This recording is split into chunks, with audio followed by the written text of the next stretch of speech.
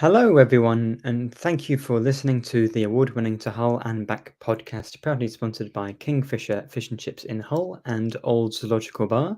I am your host, Nathaniel, and tonight I'm joined by Will and Joe to discuss the big news that Hull City finally, after a long search, but mostly just a long negotiating period with the man, we've got a new German manager, Tim Walter. Although, this is horrible, but doesn't sound too good. I'm going to call him Walter. I'm much happier calling him Walter. I know that's wrong, but I'm putting it out there. I know it's wrong. So, if he wins us the league, then it won't matter. But, Will, you've got all your German stuff for the podcast listeners not to be able to see. But are you happy with this then? Wunderbar. Toll. Es ist toll, wunderbar, gut. That's about as much German as I know. I think I can count to like 12, maybe. 1, 2, 3, 4, 5, 6, 7, 8, 9, 10. 11, 12. 12. 20 is 20. And then in other words are also available. I'm not really in a great mood about this. I still feel like we shouldn't be talking about a new manager with Rossignol, but we'll see how it goes. But it's we're recording a little bit earlier than normal. Usually it's Sunday night. We're not looking forward to the next week at work, but this is Friday night, so hopefully we can get some energy going. Joe, how are you feeling at the moment? How am I feeling? I'm going to give a bit more than just a wunderbar response from Will, although I am very, very glad this is finally done. I think we discussed this between ourselves. I'm not sure whether we said it on the pod or not, but I think the reason it's taken so long is because Adjan just sort of said, right, we're talking to Tim Walter. I'm going to have this done by the end of the next week, the week we sacked Rossignol. And then he just basically spoke too early. Again. Which Adjan has a thing for doing that, doesn't he? He loves saying things before they're like actually signed and sealed. Yeah. But no, happy. That was German, right? Yeah. But no, glad it's done, and it means that Twitter can move on to talking about transfers now. Yeah, I think he's only going to be the coach from the 1st of July, but people know who the coach is going to be, so I doubt it will prevent us signing any players until then. But yeah, it's happened time and time again. Adjan says we're going to sign this player, we're going to announce this manager, and I was never in any doubt he was going to. Just don't say it so early, because you get people on Twitter saying, well, why is he not being announced? It's like Pedro Martins and he wasn't announced. And just, calm down. At least Pedro came to a game, so that was understandable why people thought that were happening. True. I'm so glad it didn't, though. Oh. In hindsight, possibly. It depends. You never know, the Pedro might have gone up. We might have gone up that first season. It's just impossible to know, really. Yeah. So, of course, none of us. Well, maybe Will, you'd possibly heard of him because I know you follow German football a little bit more than the rest of us. But had you heard of him before he was rumored to be one of the managers with Rule and Cooper as well, the sort of three main targets we were looking at? Yeah, I'd heard of Tim Walter just purely because I watched a lot of the Dice Bundesliga, the second division of the Bundesliga. Obviously, he was at Hamburg before he was at Holstein Kiel prior to that. But yeah, he's one of those managers. He's very good attacking style, very front foot. I mentioned this to James Hogarth the other day, and hopefully it ends better. But it's similar sort of going for it sort of thing that Slutsky brought to City, but maybe a bit more successful than Slutsky's style. He's been unlucky to not go up, I suppose, with Hamburg to the Bundesliga full.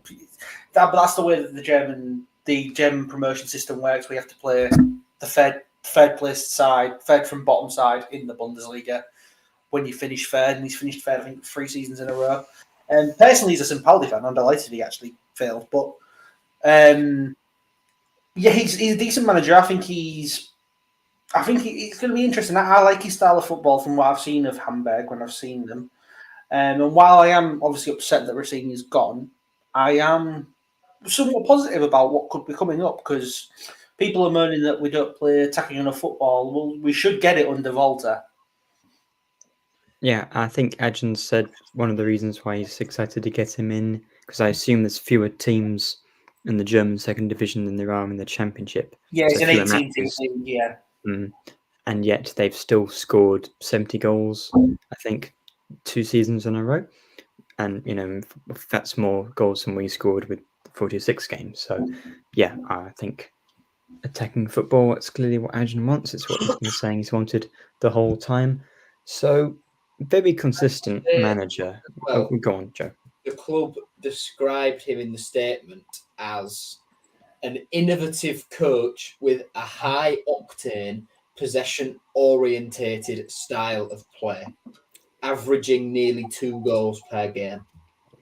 See, the possession-based thing is what we had on De Vecina, but what we need to see is the high-octane element. It's more direct versus Walter's style of possession play. It's a lot more direct. To be fair, I'd say that Rossini's style is the least direct style of football I've ever seen. So it wouldn't really be saying much. Statistically, we were the least direct team in the league, weren't we? With the amount of time we had. We were near the bottom of a lot of those stats, yeah. Yeah, that's not necessarily to be highly critical of the system, because we still were near the top. But yeah, it's just getting that motivation and hopefully improve some of the home form.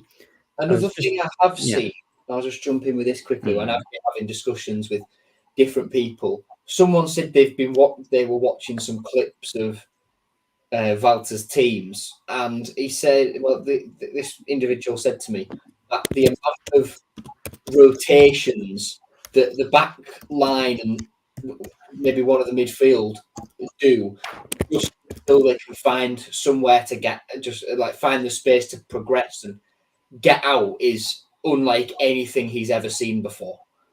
So I can see if sometimes that takes a while, some fans, particularly the Derek forwards ones, they'll be a bit annoyed at that. But if it gets us winning games, and then once we're out, we're pacey, knocking the ball about quickly, putting balls into the box. If we end up recalling someone like Oscar, who's a bit better in the air, then they won't really have. If we're winning games, then they can't really complain, can they?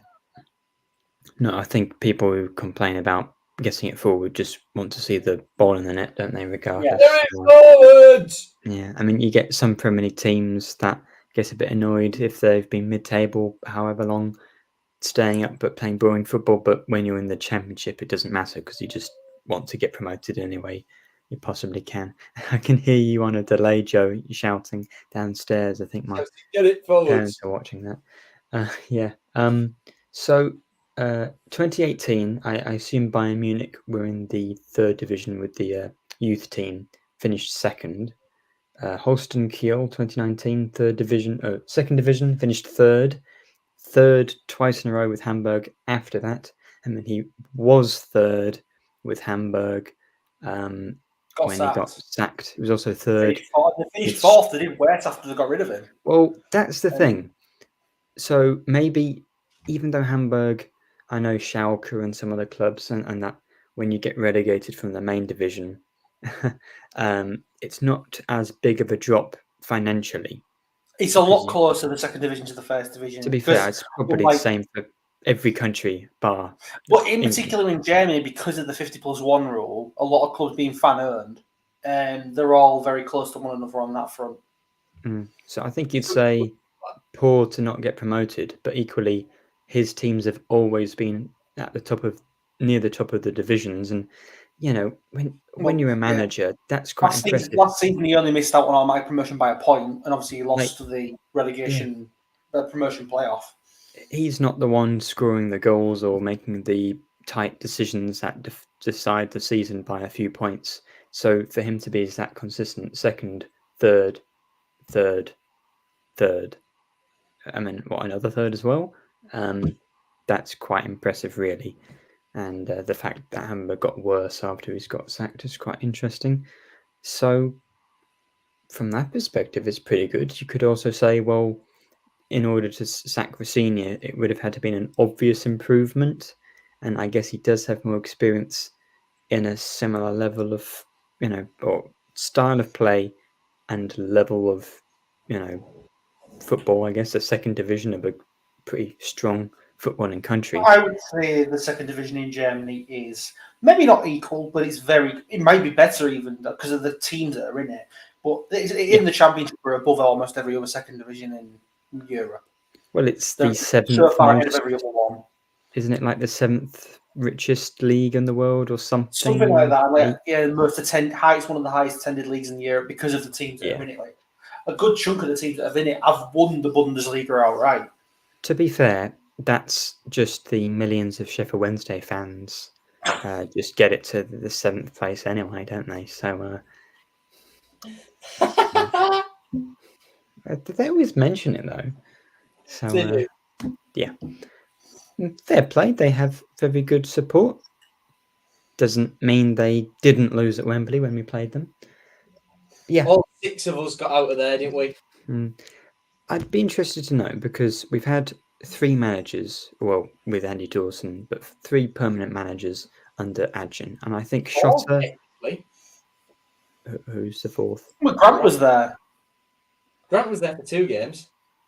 Yeah, I mean, okay, this is the 3rd permanent manager Adjin has appointed. Yeah, okay. And that's the interesting bit. The first one, obviously, he's coming to a new country, new club, owning the club. Big thing. He wanted his own man in there, didn't he? He wants his own man, as pretty much every owner does. They replace the manager with someone that they know, let alone someone who's good for the role, but someone he knows. Second one, the complete opposite, local hero. Never had a job in football, at least a permanent job. I mean, this one, fairly consistent manager, but from abroad, very different appointments.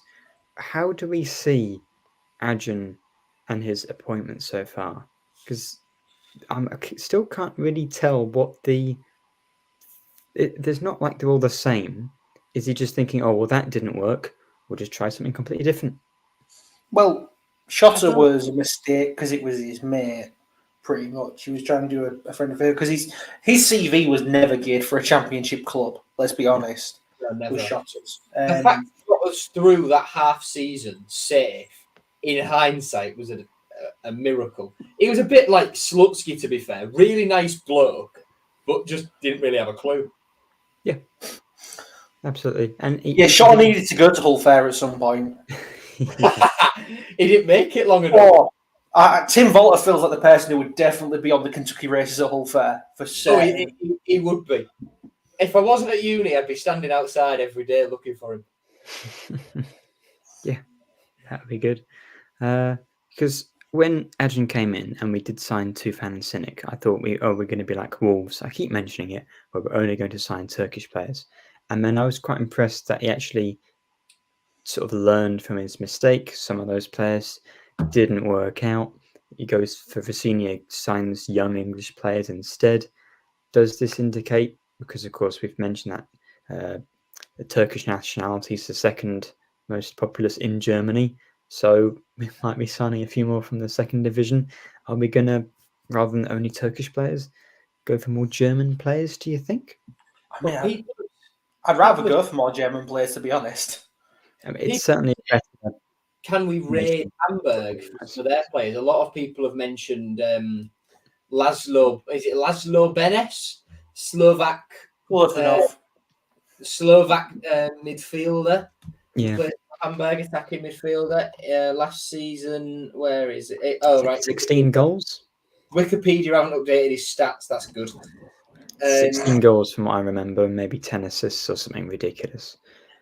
Someone made a list of like all these different players from Hamburg who Tim Walter worked with and why they'd be good. but I don't know who tweeted that, and I can't find the list. Well, we have no strikers, and Glatzel, I think, has scored a bunch of goals up front. He was top scorer in the division, joint top scorer in the division this season. That wouldn't be a bad shout. Robert Glatzel, not to be confused with Paul Glatzel, who came out of Liverpool's academy and now plays for Swindon. Robert Glatzel was actually at Cardiff. He was dreadful. 58 appearances, 11 goals, spanning the 1920 and 2021 championship seasons. He signed for them in July 2019 and then left them to joined Mainz on loan and then he went to Hamburg 2021 and then went to Hamburg for £1 million. So he's had a go in the championship, wasn't very good, and would I rather us get Delap and or Ohio back / recall Oscar than give him a go? Probably, because he's been here before and it didn't really work out. But equally, we saw with Delap last season, loans at Stoke and loans at Preston didn't really work because the system didn't suit him. When under Walter, in an environment he was comfortable in, he scored goals for them ultimately. When he's joined them in 2021, he's played 103 games and scored 62 goals. That's a very good record. That's a record.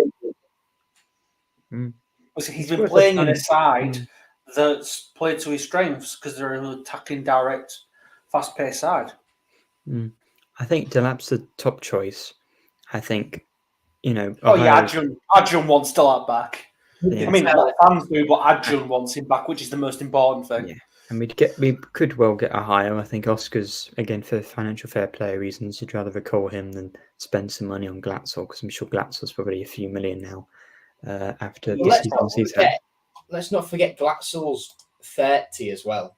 Yeah. And in footballer terms, he's getting on a bit. Oscar... There's still a few years there.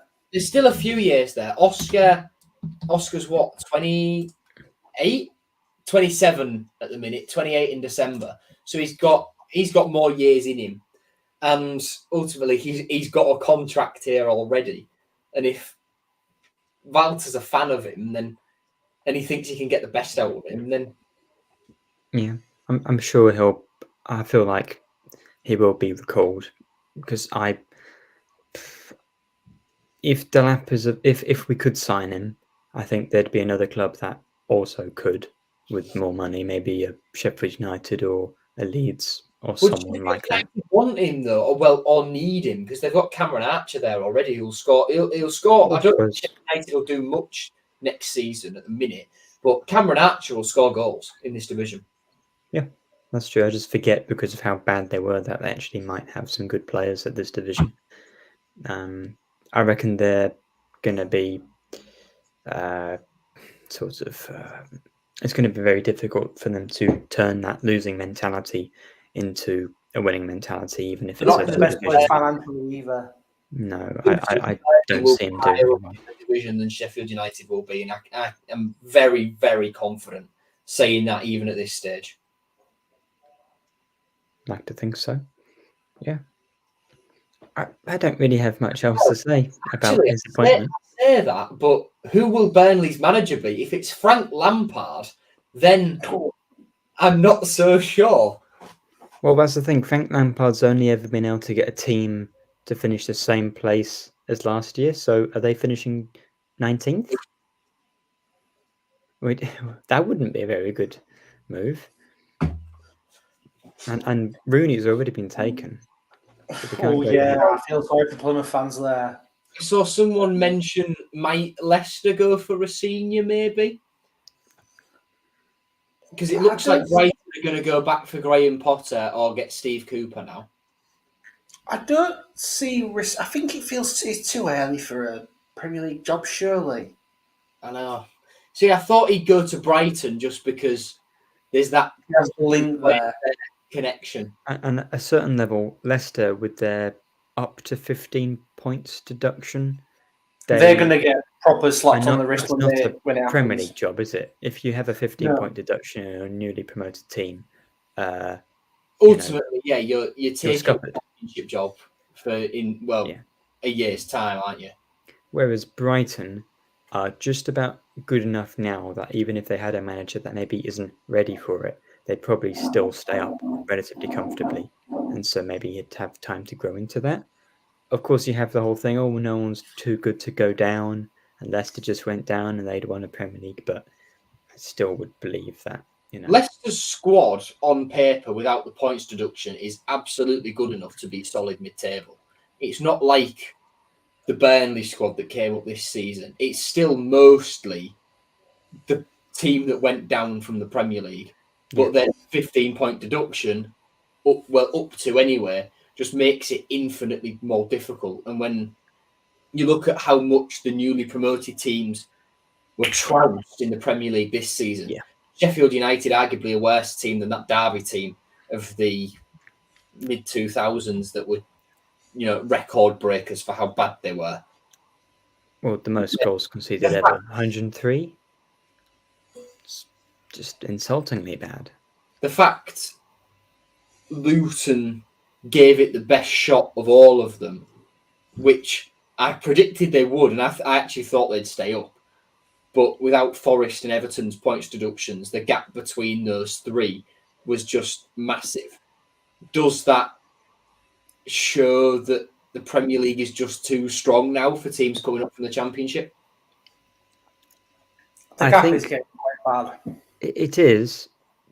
The season before last, all three promoted teams stayed up. That's very true. And I'd say that Sheffield United, if we're saying they're almost as bad as a Derby team, I think that Derby team, you feel bad for them. Sheffield United firstly, they sold their best two players as soon as they went up. And Burnley's recruitment was also not very good. So I feel like... Yeah, Burnley... They didn't go for it. They didn't try to... None of them really financially... The route is to get promoted, go down, get promoted again with the parachute payments, and then have built a squad over that 3-year period that's good enough. So, which is why I guess it was at Fulham, Forest, and whoever else it was who got promoted before. A good point just been raised in the comments that you're saying all three teams that stayed up, one of them did break the rules in Nottingham Forest. True, but the other one, it was Fulham and... Sorry, I didn't actually hear what you said. Who was the other team who went up the previous year? I can't remember.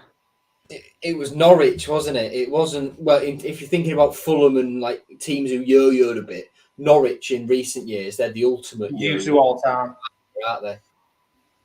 No, it wasn't Norwich. It was Fulham, Forest, Bournemouth. There you go. Bournemouth and Fulham, yes, they got promoted and stayed up, but they'd already been there the 2 years before, and so it doesn't really count because Luton and Sheffield United, I think they hadn't been in the Premier League the year before. Yeah, but it's difficult to tell. We'll see how Ipswich do. If Ipswich stay up, then I don't really feel like there's any way you can say that the gap's too big because they can do it. It is possible, but they might get walloped every single week. You just don't know yet. I think Ipswich have got way more of a chance now. Kieran McKenna's absolutely staying though. Yes, I'm glad he's decided to stay. If he went to United or Chelsea, then he'd be out in 6 months. Yeah, and Ipswich would be relegated very, very quickly indeed. But McKenna staying stabilises that again, and they've got a great chance of bringing back players like Amari Hutchinson and the like, Kiefer Moore on loan, who played well, and they've out of the three with Leicester's points deduction, so I'd say Ipswich are probably most likely to stay up. I just believe Anyway, McKenna. we're a Hull City podcast. Well, true, but the other day we were just talking about how we should, encourage debate on other topics. Well, one thing, either way tomorrow night, an Englishman will win the Champions League, which is nice, I guess. Why a Hull City bear? Well, we're going to be doing to Berlin back in a moment, and that's not anything about Hull City, so we can talk about other stuff. Jude Bellingham will win the Champions League against his old club. Well, that's the thing.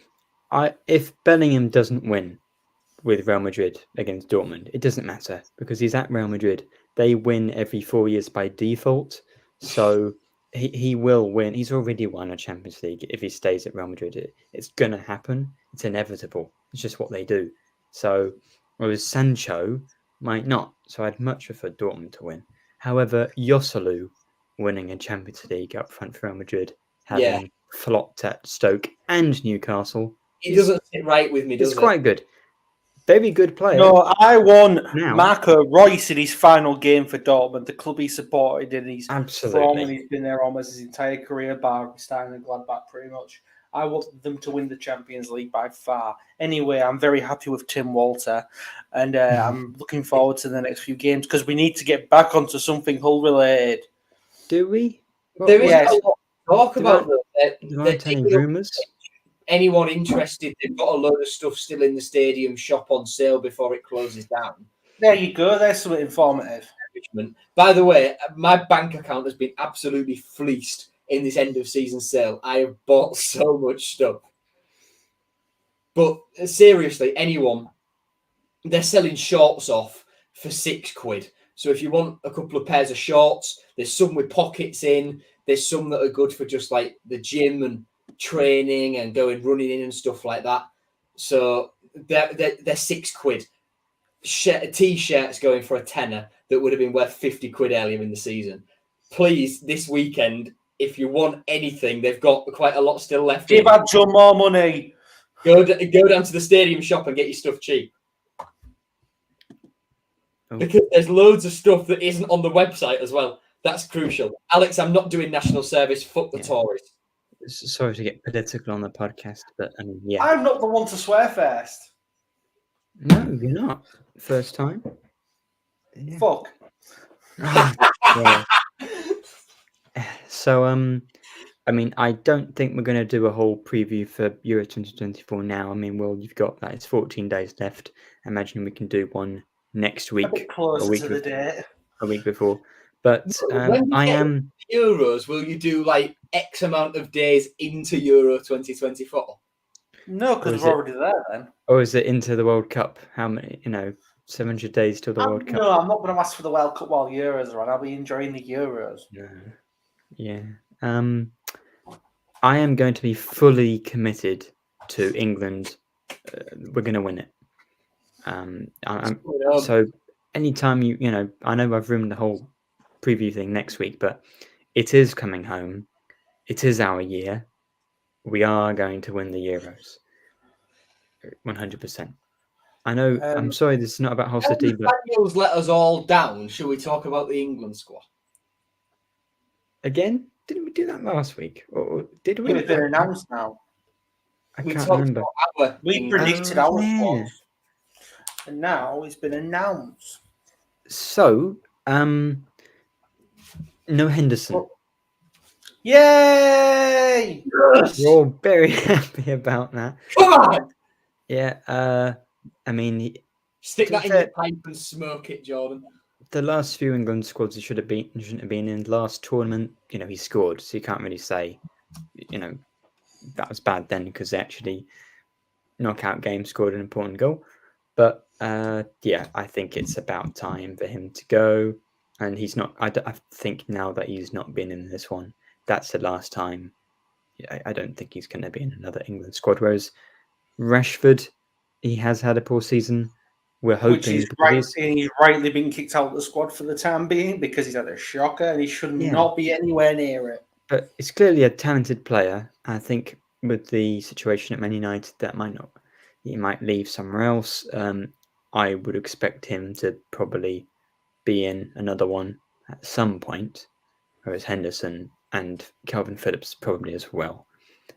Their time is up. Alex is asking about Mason Mount, another one.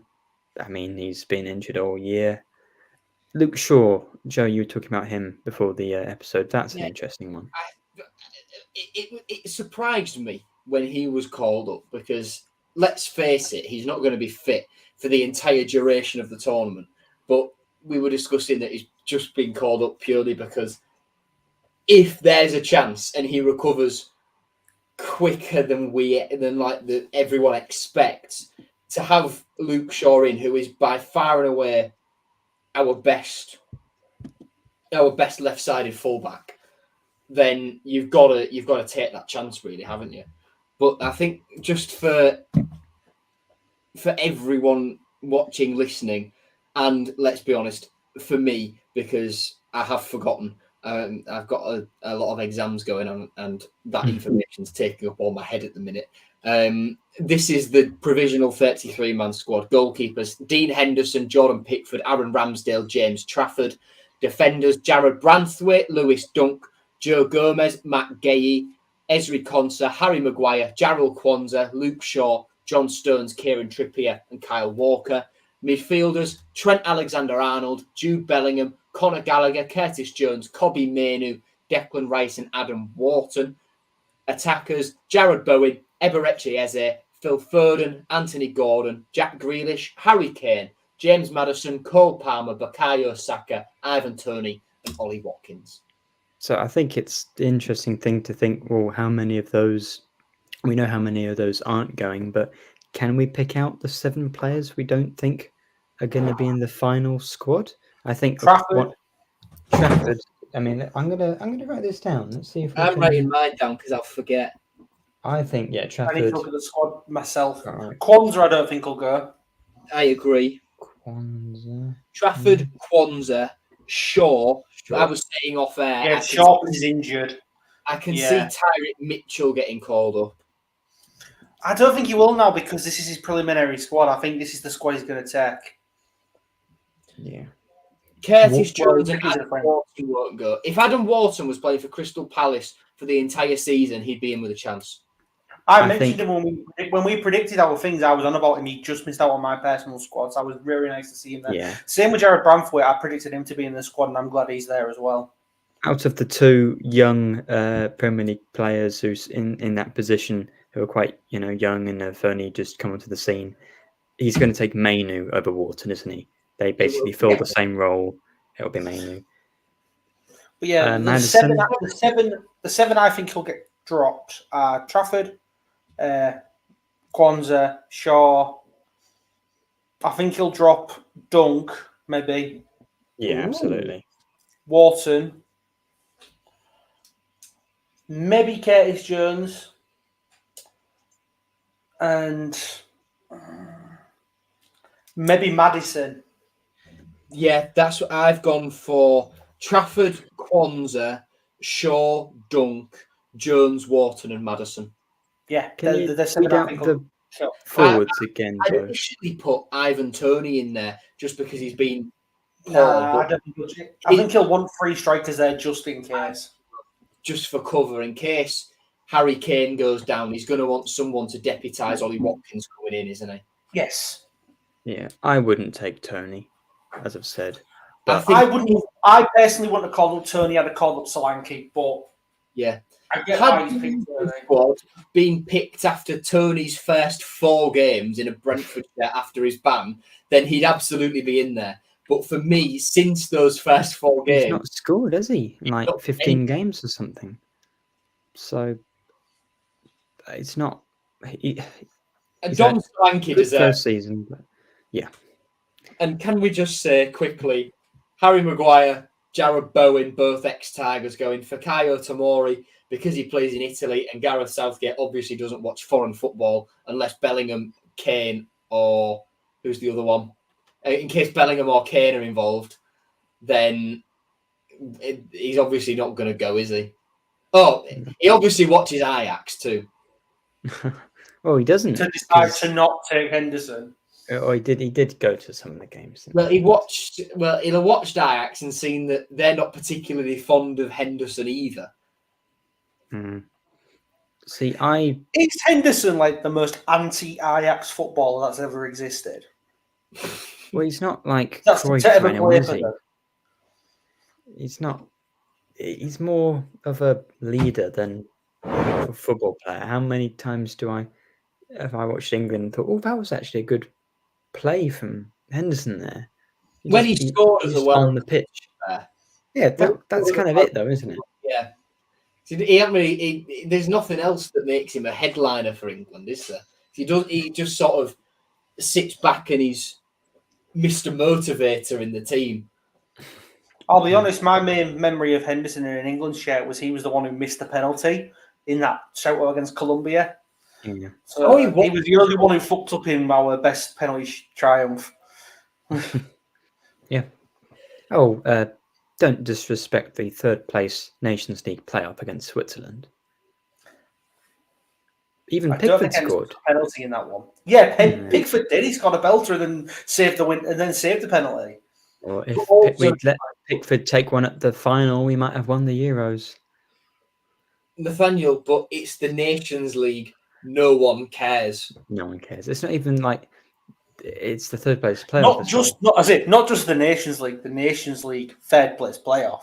I mean, the Nations League is a glorified friendly. But so the third place playoffs is just a friendly in a friendly tournament.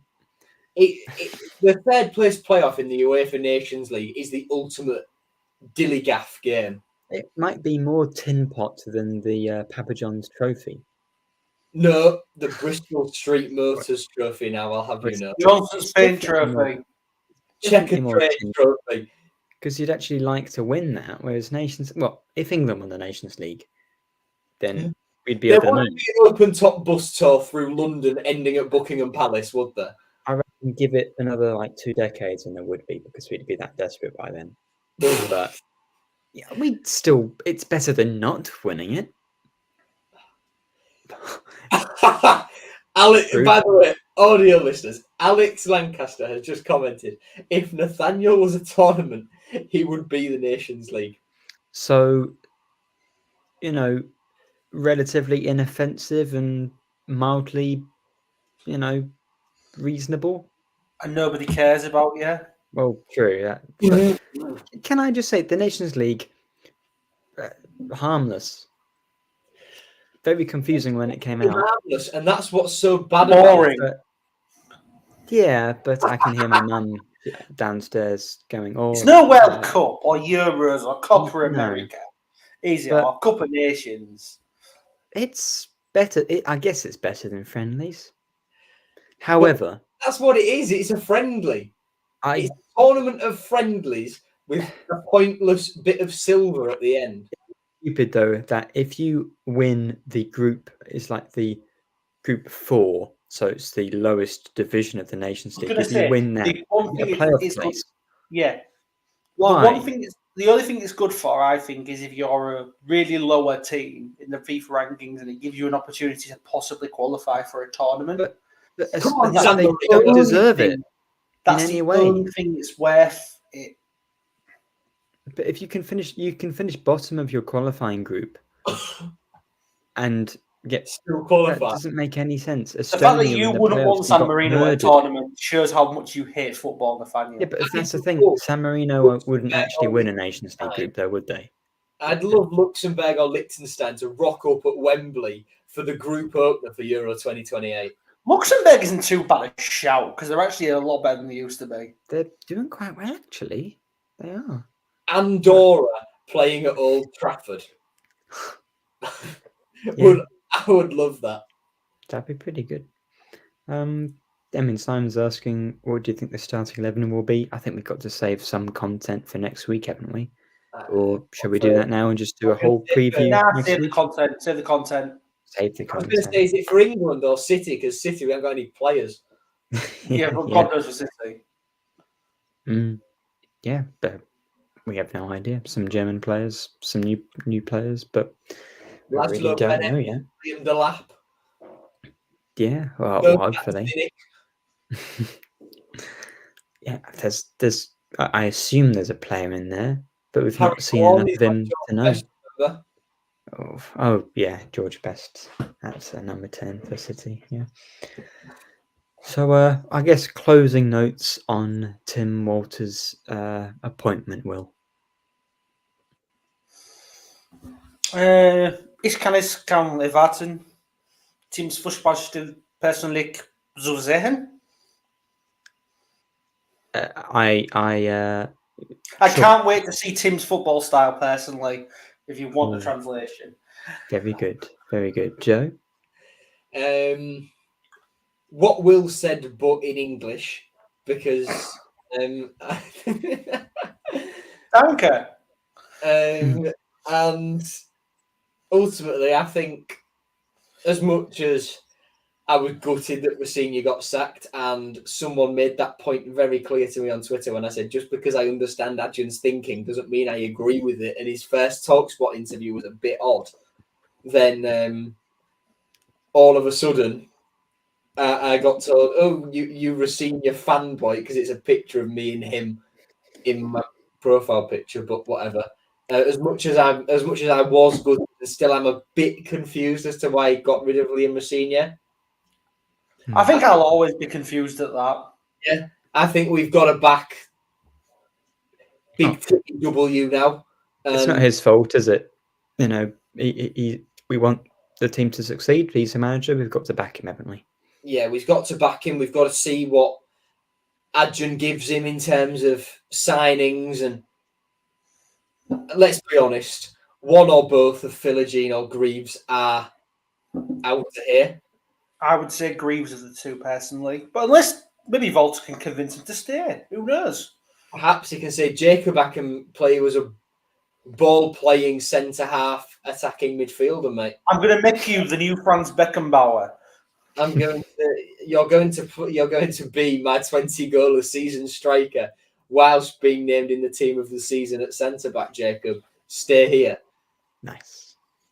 But no, happy it's done at last. And like I said at the start, it's not impossible. It just allows scored 20 goals from defence for Man U. He did.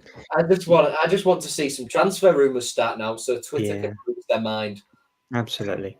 I'm excited to see him speak. I've not seen him in an interview, so it'll be interesting to hear what he says.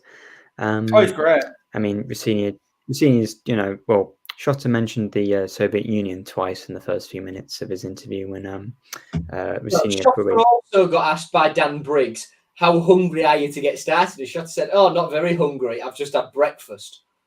Yeah, so it won't. I think that's the best way to answer that question, personally. It is brilliant.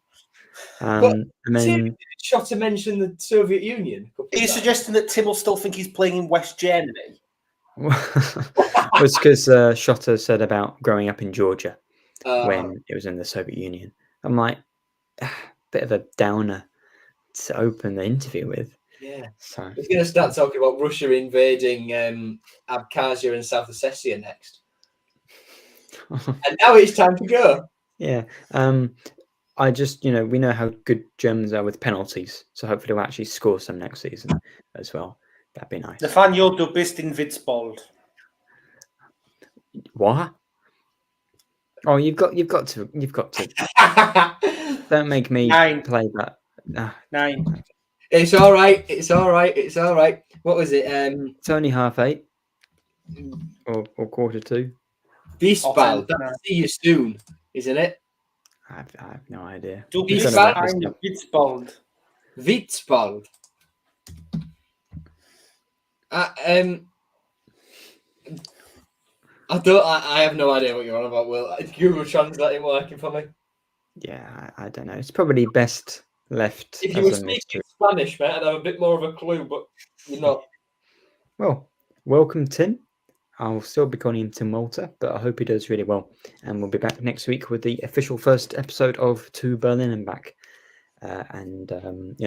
Go on about how wonderful England are and how they're definitely going to win the Euro. So thanks to everyone who's liked and commented and said random German things in the comments. And Joe and Will, great chatting to you. And we'll be back next week. Ta-ta. Auf Wiedersehen. Tschüss.